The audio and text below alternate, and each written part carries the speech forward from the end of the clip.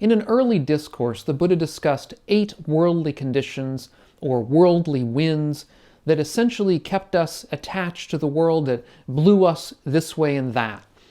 And in this video, what I wanted to do is to discuss what the Buddha said about how we should deal with these problematic 8 conditions. I'm Doug Smith of the Online Dharma Institute, that's onlinedharma.org. If you're new to this channel and interested in living a wiser and a kinder and a calmer life, consider subscribing to the channel and click the bell down below if you want to receive notifications when I come out with new videos. So in a recent video, I discussed these 8 worldly winds or worldly conditions. And what I want to do today, as I say, is to talk about the ways he gave us to deal with them. Now, to begin with, in a nutshell, what are these 8 conditions? As I say, I discussed them before. I'll leave a link to that video down below if you haven't seen it and want to hear more about them. But in a very brief nutshell, they are gain and loss, they are fame and infamy, praise and blame, and pleasure and pain. These are these 8 conditions that essentially keep us attached to the world, that we run after some and run away from the others. They're essentially what motivates most of us during our entire lives. Now, but what did the Buddha say about dealing with these 8? To begin with, he said, he noted that these are conditions that he says occupy our minds. And that may seem a relatively minor thing to make a point of, but I think it's extremely important. What the Buddha is saying is that this is one of the main focuses we have of our own mental obsessions. The Pali word is papancha, or mental proliferation. That is to say, the way that our minds tend to work, where we're obsessing about the same kind of thing, we're ruminating over certain kinds of subjects in our lives. And these 8 conditions are arguably some of the most important things that we tend to obsess over. And in obsessing over them, they tend to make our lives worse, because we spend time essentially ruminating over the same subjects over and over again in this kind of mental turmoil. Now, I did a prior video on this idea of this mental turmoil, this papancha, and I'll leave a link to that video down below also in case you're interested in sort of hearing more about that general topic. But the question, I think, for all of us is, why is it that we tend to obsess over these 8 conditions? And the Buddha says that we tend to obsess over them because we don't completely understand them. We don't really understand the way they are. And we might say, well, what is it that we don't understand about them?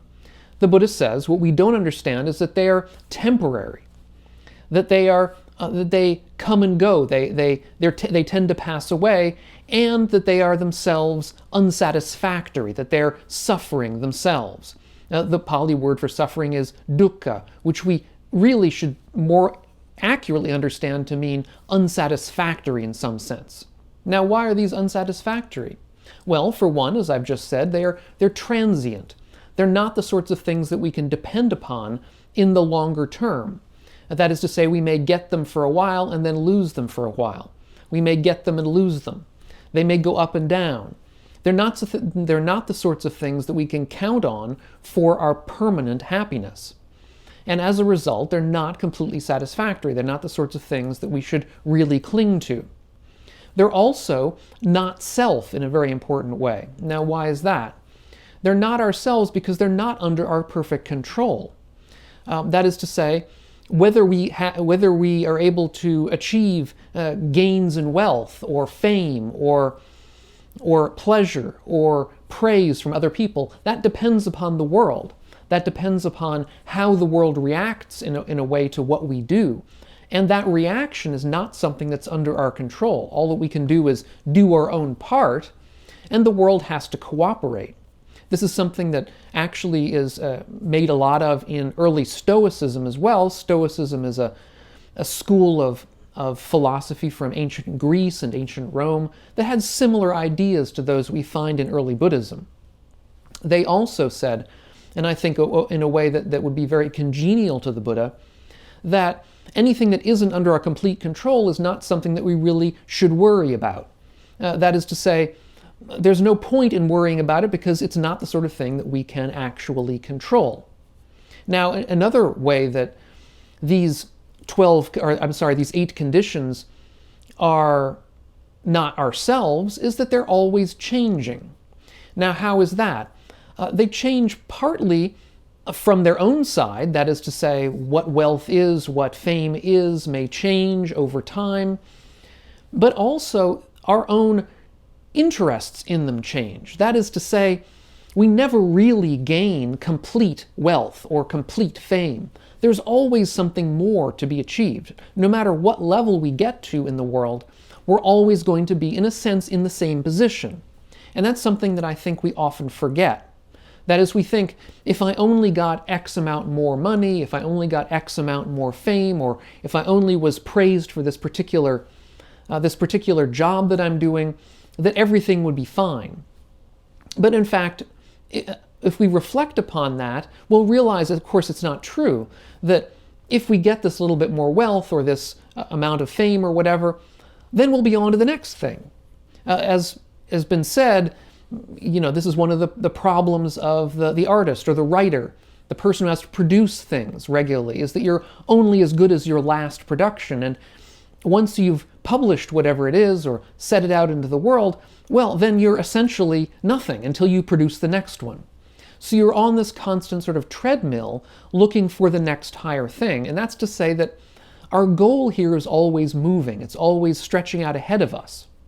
And that's another way that what we're looking at isn't really about us at all. It's about something that's always running away and as a result can never be truly achieved and can never be truly satisfactory for us. The other problem here is that even if we gain some of these good things, and even if we're able to escape from the bad ones, even if we achieve wealth and fame and pleasure and praise, we can still lead miserable lives.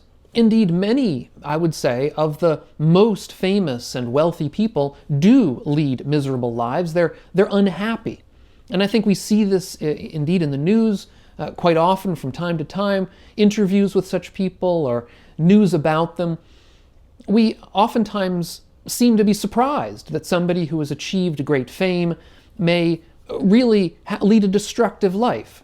They may, we find, if we read their biographies, which I think is actually a very good thing to do if you're interested in such things, read the biographies of some of these people, you'll realize how much they've had to sacrifice in their lives in order to achieve this supposed goal, or this goal which is supposedly good, of fame or wealth. Oftentimes they sacrifice their own happiness, they sacrifice their personal lives, their family lives, the lives of their friends, and in a sense they lead lives that are monomaniacal to this one end.